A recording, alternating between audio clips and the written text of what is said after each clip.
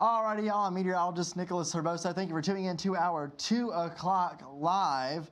So we're going to be talking about the rain, of course, that is out there right now. And then we're, of course, going to be looking at the long-range forecast. And if we have time and if we're feeling it, we might take a look at some hurricane season stuff a little early. All right, so let's get right to it here, starting with the radar live right now.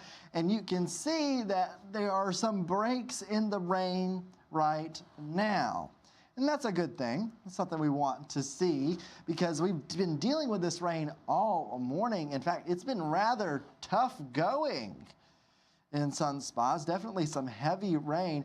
And looping it over the past 45 minutes or so, you can see rain moving off to the east. When does it end, everybody asks? Well, it looks like overnight tonight, the rain will taper off. We'll deal with some fog, and then the weekend should be just a little bit drier. Here's the big picture for us. We're on Facebook Live and the Fox 10 Gulf Stream right now. Be sure to ask your questions. I'm monitoring the Facebook Live chat if you want to tune in there. A little bit of a trough that you can see. You can actually see, this is interesting, a spin here in the upper levels of the atmosphere. That's an upper level low pressure system. And beyond that, we have a trough that's swinging a weak little system through. That trough is actually that little dip that you see right here. And that's what's giving us this little impulse of energy. Notice it's not a sharp dip, though. And that's kind of giving you a clue to the forecast. This is not some very sharp dip. This is kind of a shallower dip. The sharper dip is up there. Long story short, this is going to kind of flatten out a little bit, and we're still going to get moisture streaming in from the southwest. So humidity will stick around for this weekend. Also, temperatures go up this weekend. And then we have more rain chances to talk about next week. So let's break it down. We're starting here with the surface chart, and you can see that we have a low pressure system sitting pretty close to us here. So we're over here, Mobile, Alabama. There we are. There's Mobile Bay. You can see that the point there of my arrow. A little low pressure system, weak low pressure system being analyzed by the National Weather Service and the Weather Prediction Center here. Otherwise, some kind of frontal boundary sitting just offshore here, helping to produce these rain showers.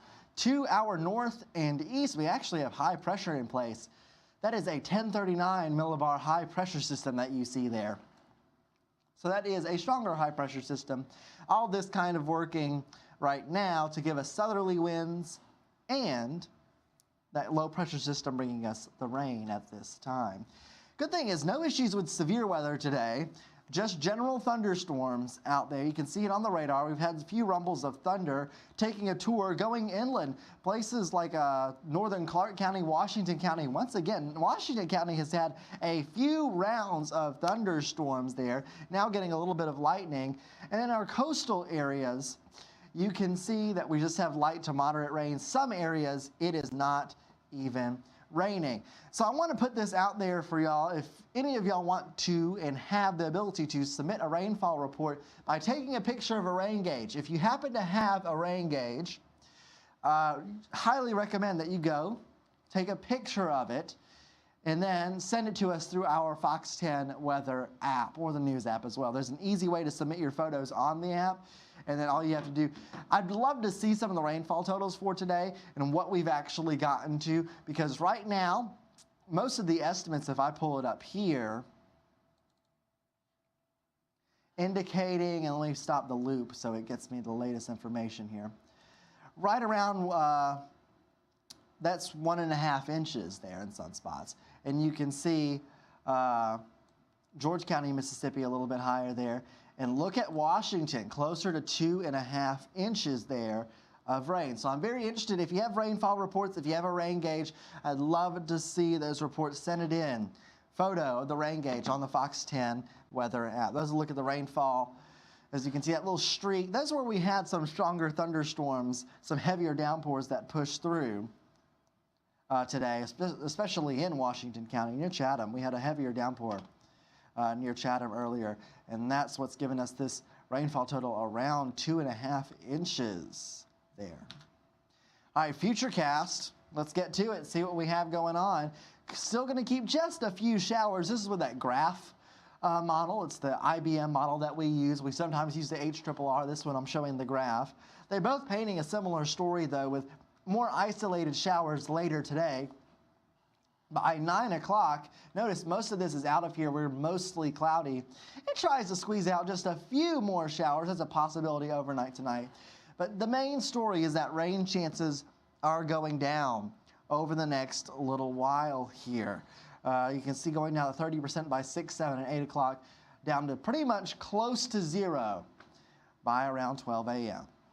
So the day planner for tomorrow, you don't see much on there. As you can see, cloudy to mostly cloudy skies. Rain chances relatively low. They do come up in the afternoon, though.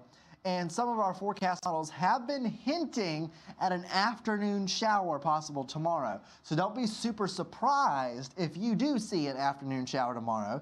But overall, the likelihood is lower. That's why we're dealing with only a 20% chance of rain for tomorrow. So if you have plans, we do have events going on. Not looking bad out there. That's a good thing to say. The forecast did get a little scary earlier this week. We were thinking it might have a little bit of a higher rain chance this weekend. The good thing is that looks to be a bit lower now. One thing we will have to deal with is fog. Yes, overnight tonight we could see some fog, and you can see tomorrow morning there, visibility goes down to around half a mile in some spots according to our fog futurecast there. So be ready for that if you are going to be out and about early on Saturday, or maybe even late tonight. Could have some patchy fog out there. What about the weekend forecast? Well, there's those showers moving away. As you can see, we've now switched to the HRRR model. 9 a.m. Saturday, mostly cloudy across the area. Do we get breaks in the clouds? Yes. Does look like a possibility. Here's 6 p.m. We could see some breaks in the clouds, otherwise mostly cloudy, partly cloudy, as we mentioned. And then the possibility of just a few isolated showers out there for your Saturday. It'll be a similar story on Sunday. Mostly cloudy skies with a chance of just a few showers out there. That's what we're going with on our weekend forecast, as you can see. Look at those temperatures, though. How about some 70s returning to the area, 74 and 75 degrees then. All right, so if you have any weather questions, I'd be happy to see them. We are live on our Facebook, so if you want to ask your questions, you can drop them in the chat there. I have that pulled up, and I can take a look at that as well. So now we're going to kind of switch gears a little bit, go a little bit more long range in the forecast. We're going to take a look at the overall upper level pattern and see what this brings us over the next little while. So let's get right to it. Starting with the look of the jet stream. This is what the jet stream looks like right now. And early on, if you were tuned in earlier on, I mentioned that there's a bit of a stream of moisture coming in from the southwest. Well, that pretty much aligns with the jet stream. Those brighter colors are stronger winds aloft at about jet level, with the flight that jets fly around 20 to 30,000 feet there. Here's our jet stream, and it doesn't evolve too much over the next few days. We still get this kind of push of moisture into our area. You see that wind from the southwest, bringing in Pacific moisture. So we stay in a generally moist pattern with these little impulses, these little waves moving across our area. So the long-range forecast is looking somewhat unsettled. You see, not a lot happens this weekend. And as you can see, not a lot there on the futurecast for Sunday. But Monday, things begin to change. This is because another little wave is coming to us. Notice at the surface, this is now our surface chart, we now have winds that are coming out of the south. You see a little bit of green. This is Monday. Monday, we could have some showers out there. Yes, Monday, we could have some showers. That could lead to maybe some scattered thunderstorms later. Looking at the broader picture, a bit of a trough comes in, dips down, kind of feeds our moisture in here, gives us the ingredients for some potential weather on Monday into Tuesday. Showers, possibly some thunderstorms. Here's Monday, 9 p.m. You notice the coverage of that has increased there. Now Tuesday, 10 a.m., there you are. You can see 10 a.m. Possible thunderstorms out there. We'll be watching that forecast closely. All of it mostly gets out of here by late Tuesday, and then we're left with scattered showers lingering behind on Wednesday. The kind of main boundary that feeds this kind of stalls out. And we're just left in kind of a pattern of scattered afternoon showers almost. Almost like a summer-like pattern, except the temperatures won't be anywhere near, but we will still have that potential for just a few showers in the afternoon. So here's a summary, rain chances over the next few days. And you can see what we're looking at, a 70% chance for rain on Tuesday there. High temperature will be in the 70s for us over the next few days as well. That Wednesday, you see 76 degrees. We could get up to a little bit warmer. Depends on how that shakes out. Some of the forecast models do have some higher numbers there. And then morning lows over the next 7 days. Generally a little bit more mild, as you can see. 50s and 60s for that. All right, and now we're going to skip ahead to the 7-day forecast. We're going to see what we have in store. 7-day forecast, other than Monday and Tuesday, generally looking good. As you can see, Monday we've gone with a 50% chance for rain. And then Tuesday, a 70%. Once again, that's that potential for showers and a few thunderstorms then. And as I mentioned, we will watch that forecast. There was a little bit of discussion about maybe some interesting weather happening with some thunderstorms. Just something that we're going to have to watch. Once again, the rain gets out of here overnight tonight, so you see those lower rain chances for Saturday and Sunday. Monday and Tuesday is when they come back to us. All right, skipping ahead, I'm going to look at the current conditions right now. Wider shot of the area, you can see Montgomery's 48, 45 in Birmingham, but thankfully we're at 65, that boundary kind of helping keep us just a little bit warmer. Scattered showers possible through the rest of the evening and overnight tonight. We kind of stay mild as the rain gets out of here. You can see our low temperatures in the 50s, close to 60 degrees. Highs tomorrow, 70s, and once again that lower rain chance. So that's a good thing.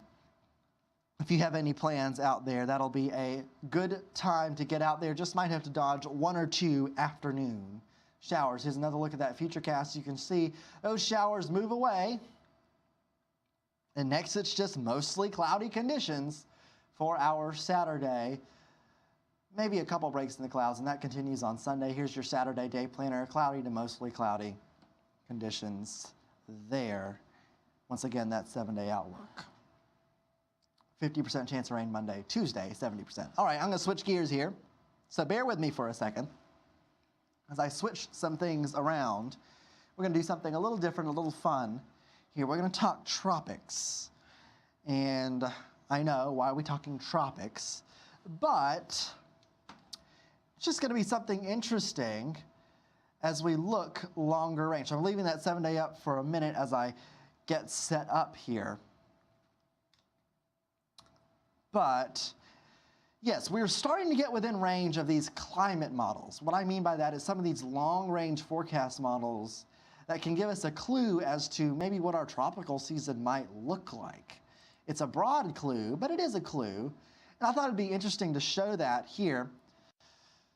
So the maps that I have here behind me, a little bit different, something I haven't shown before. This is on tropicaltidbits.com, a cute little website, great little website. Not cute anymore. Now it's just a beast of a website, really. I remember when it was a younger website. Really great resource for some of these different models that you can look at. And this is called the CanSIPS. It's a Canadian model that does long-range stuff. And you can see the forecast model goes out months. And it's taking a 3-month average of what it thinks something like sea surface temperatures would be, maybe moisture in a region. I want to go through some of that because it gives us a clue to possibly some hurricane season stuff. This is early data, of course, very early data. But we'll take a look at it either way. It's interesting. So this is the kind of analysis as of now, the 3-month average for the months of March, April, and May. One thing that you notice here, this is sea surface temperatures. And this is the Atlantic, here's the Caribbean, here's the Gulf of Mexico. Notice reds. Overall sea surface temperatures are warmer than average right now. And you can see that clearly stated in that, and the forecast is that that remains. In fact, if I were to pull out here to the world view, you will start to see that while the Atlantic here is warm, the Pacific, what is that? It's a little blue streak there. In fact, I'll I'll zoom in so you can see this. You see a little blue streak here over the Pacific. That is signs of a changing overall pattern, going from a strong El Nino, which is what we've been dealing with, which typically reduces tropical activity in the Atlantic, dealing with an El Nino, to neutral, then La Nina. La Nina typically causes a more favorable wind shear pattern in the Atlantic for the development of tropical systems. So we see some clues that this might be developing. In fact, switching months, April, May, June, more of a blue streak develops there. There we go. That's May, June, July, August. So you see clear signal that some kind of La Nina would be developing in the future. What does that mean for the Atlantic? Well, let's zoom back into the Atlantic region. And you can see this is that same time period, June, July, August, generally warmer than average temperatures there. So a warmer than average signal for sea surface temperatures in the Atlantic in August, and even going to September and October there. You can see that kind of area. And this is the main area where tropical systems develop in the Atlantic. Normally they'll go and then they curve around the Bermuda High somewhere, and depending on where they curve, depends on how strong the Bermuda High is. So there's that. Now let's go to moisture. So we got the sea surface temperatures, right? We've got that picture. Understand water is going to be warmer than average. Now we're going to go to moisture. This is the same model, CANSIPS, showing moisture over these 3-month periods. We're going to go back to where we are now and look at the picture.